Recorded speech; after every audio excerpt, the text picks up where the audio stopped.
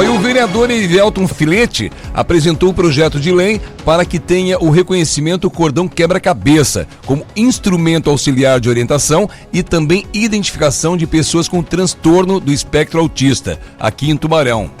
O cordão quebra-cabeça é um cordão de identificação da pessoa com transtorno do espectro autista. É aquele cordão que tem pintado um quebra-cabeça nele, para que as pessoas de fora identifiquem que aquela pessoa é um autista.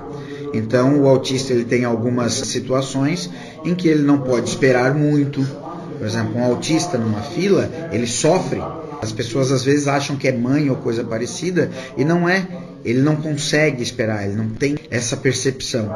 Então, o cordão do espectro autista é interessante para que as outras pessoas saibam, essa pessoa que está ali, ela tem o transtorno do espectro autista, ela pode, por exemplo, pegar uma fila preferencial. Quando eu era mais jovem, não tinha filhos ainda, eu olhava aquelas crianças no supermercado fazendo birra.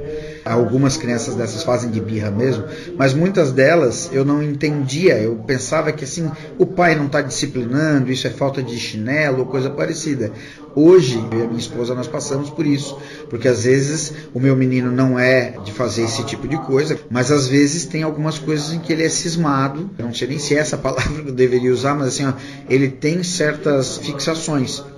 Então, as pessoas de fora podem entender isso quando a pessoa está identificada. Que nem a pessoa que é surda, por exemplo. Claro que numa comparação bem superficial, às vezes a gente está falando com a pessoa surda e não sabe que ela é surda. Isso pode acontecer quando a gente está falando com um autista também.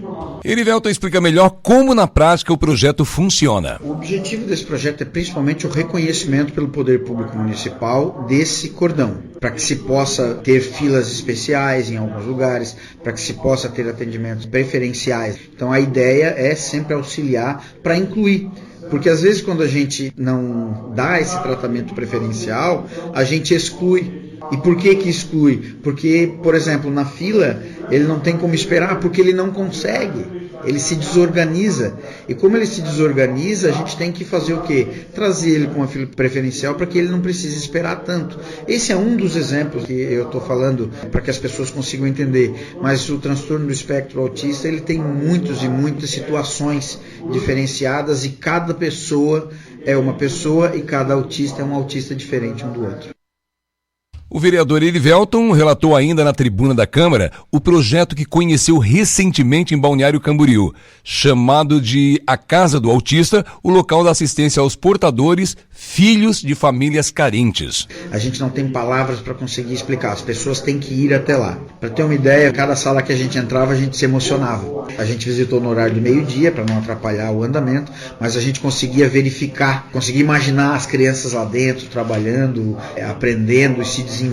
A ideia nossa é para um futuro conseguir trazer, com o apoio de todas as entidades que trabalham com autismo na nossa cidade, um projeto desse para a nossa cidade, porque ele vai ajudar muitas pessoas. Em Balneário Camboriú, ele funciona, primeiro eles têm uma triagem, porque eles atendem apenas os autistas nível 1 e 2. A pessoa passa por diversos profissionais, passa por psicólogos, passa por nutricionistas, passa por assistentes sociais. Lá em Balneário Camboriú é um projeto voltado principalmente para as crianças carentes.